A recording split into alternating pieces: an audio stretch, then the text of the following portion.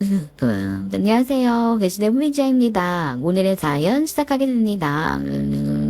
나와 시어머니. 예, 너는 어떻게 생각하니? 우리 딸 이번에 합격할 것 같니? 네, 아가씨 이번엔 열심히 공부하는 것 같던데요. 솔직히 까놓고 말해서 나는 우리 딸 이번에도 합격 못할 것 같아. 시험을 몇 번을 봤는데 그 정도 시험 했으면 문제까지 외웠겠다? 이렇게까지 했는데도 안 되는 거 보면 공무원 학원에 인연이 없는 거 아니니. 아니 어머니 그래도 아가씨가 하고 싶어하는 일이고 그리고 그래서 생각을 좀 고쳐먹기로 했어. 될 것 같은 떡잎을 좀 알아보라고 시켰거든. 네? 그게 무슨 말씀이세요? 그냥 학원에서 눈 치켜뜨고 될 것 같은 놈 하나 잡으라고 했어. 남자 하나 잡아서 적당할 때 치워버리려고. 학원에서요. 남자를 만나라고요. 걔 언제 공무원 합격하나 그거 기다리는 것보다는 그냥 걔가 남자 하나 물어와서 결혼시키는 게 더 빠를 것 같거든. 그러니까 우리 그냥 걔는 포기하자. 아가씨랑도 이야기를 한 거예요? 공부 그만두겠다고 하나요? 그렇게 하겠다고 하더라. 학원은 그래도 보내줘야 한다. 학원 보내는 건 거기 가서 대상 물은 떡잎 골라오라고 그래서 보내는 거거든. 어머니, 그럼 지원을 하지 말아야죠. 아니 공부를 하는 것도 아니고 남자 만나려고 학원을 다닌다뇨. 그건 말이 안 되잖아요. 학원은 보내야 한다니까. 이상한 곳 다니면서 남자 만나는 것보단 공부하는 남자 만나는 게 더 좋은 남자 만날 확률이 높아지잖니. 용돈은 제가 담당하지 않았지만 신우의 학원비는 제가 담당을 하고 있었습니다. 오랜 시간 공무원 공부를 하고 있는 사람인데 그런데 공부를 포기하고 남자를 만나기 위해 학원 가는 걸로 작전을 바꾸겠다뇨. 그래서 정말 그런 용도로 지금 학원을 보내는 거냐? 어머니는 정말로 신우의 합격을 불가능 것으로 인지하신 거냐? 그리고 혹시 신우이도 어머니와 같은 생각이냐 물었더니 아주 당당하게 그렇다고 말을 하시더군요. 남의 돈이니까 그렇게 쓰여도 된다 생각을 하셨나 봅니다. 어머니 돈 들어가는 것도 아니었고 제 돈이 들어가는 거였으니까요. 그런 마음이 있어도 학원비 대주는 제 앞에선 저런 말 삼가셨어야 했던 거 아닐까요? 그래서 저 학원비 바로 끊어버렸습니다. 학원비 끊은 이후로 시어머니 남편 모두 나서서 한마디씩 했지만 써야 하는 용도가 확실할 땐 돈 아끼는 편은 아니지만 쓸데없는 용도에 버려지는 카드로는 10원 한 장 내놓지 못하겠다고 강하게 답변을 했었네요. 저 일로 인해서 그동안 학원비 지원을 해준 제 공은 싸그리 사라졌습니다. 사실 알아달라고 지원을 한 건 아니었지만 암튼 시어머니 한순간에 잘 되고 있는 신우의 앞길을 막은 게 저런 사람이라고 억지 부리면서 말하는데 정말 기가 차더군요. 남편도 제가 너무한 것 같다고 지원을 시작했으면 끝까지 책임을 지고 해야지 중간에 이렇게 나몰라라 하면 어떡하냐고 한탄을 섞어가면서 말을 쏟아냈었습니다. 참 어이없는 상황이었었죠. 나와 남편. 그렇다고 학원비를 끊으면 어쩌냐? 어머니 억지는 그렇다고 치자. 연세 드신 분이고 지금 만만하게 원망해도 되는 사람이 며느리 나니까. 그리고 당신 딸 입장 곤란하게 했으니까 그렇다고 치자고. 그런데 당신까지 이러면 안 되는 거지. 뭐가? 그것도 하나의 방법이지. 그렇다고 지원을 딱 끊어? 그건 너무 매정한 거지. 될 때까지 책임을 져야지. 사람이 왜 그래? 무책임하게. 내 돈으로 무슨 소개팅 장소 나가니? 그리고 내가 왜 끝까지 책임을 져야 하는 건데? 당신 동생이 내 딸이라도 돼. 아니면 공무원 되고 나면 나중에 나 봉양이라도 해준대? 용돈이라도 준다고 하냐고.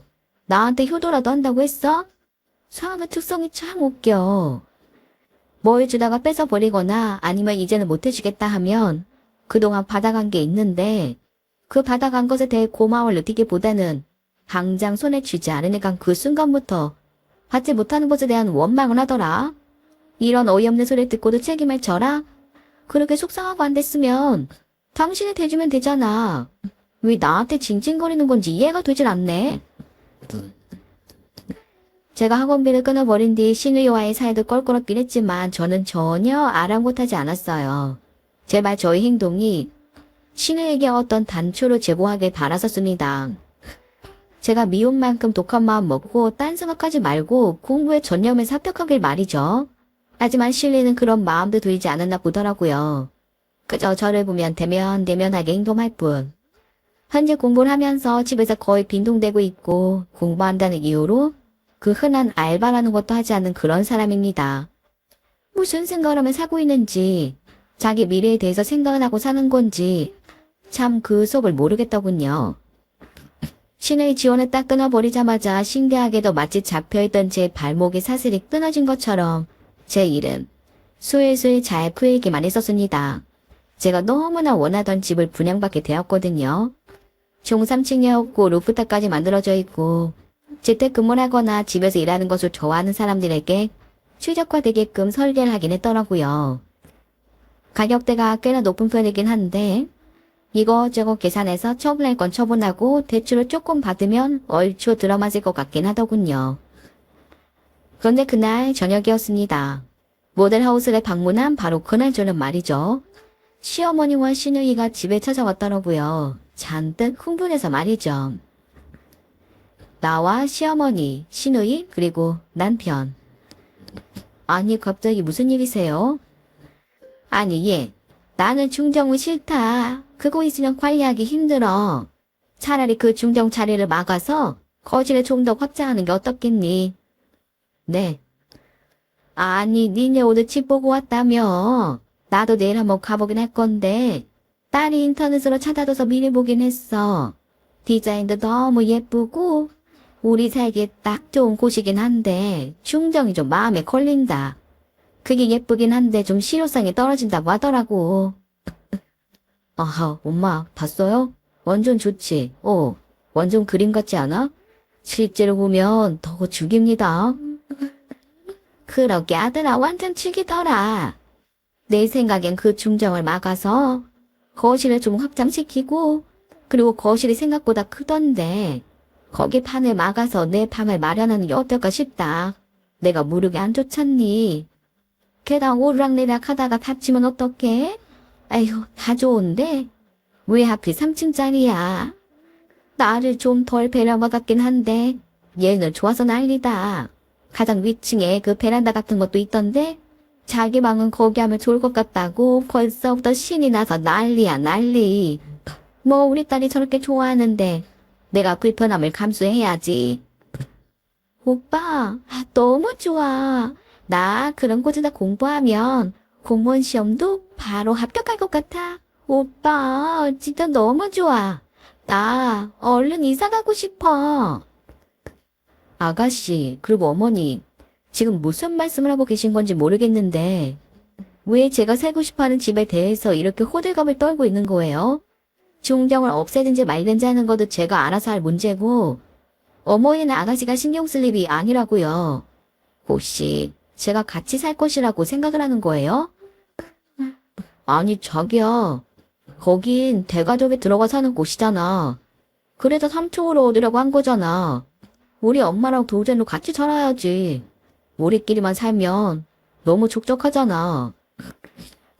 그럼 당신 돈으로 사. 당신 돈으로 3층이든 6층이든 그런 집 사서 어머니 모시고 당신 동생 데리고 그렇게 살아.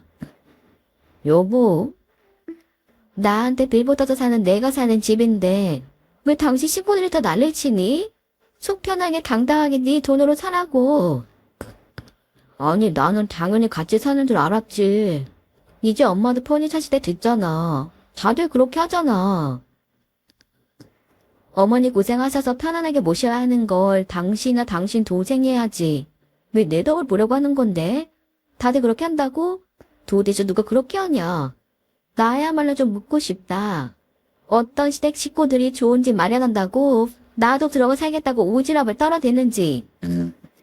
언니, 내 학원비도 그러더니 좀 마음을 넓게 쓰면 안 되는 거예요? 진짜 어느 족두께 왜 이래요? 같이 살아야죠. 그렇게 큰 집인데 우리도 들어가 살아야죠. 그래 며느라, 너 왜 그러니? 서운한 게 많아 그래? 우린 다 잊었어. 그러니 거기 들어가서 우리 알콩달콩 그렇게 살아보자. 다들 좋아하는데 왜 너만 그러냐? 왜 나만 마음 넓게 써야 하는 건데요? 시댁이라서 부르러 떠는 게 아니에요. 저는 할 만큼 했다고 생각해요. 그리고 당신, 지금 내가 일이 많았다고 나 비난하지 마.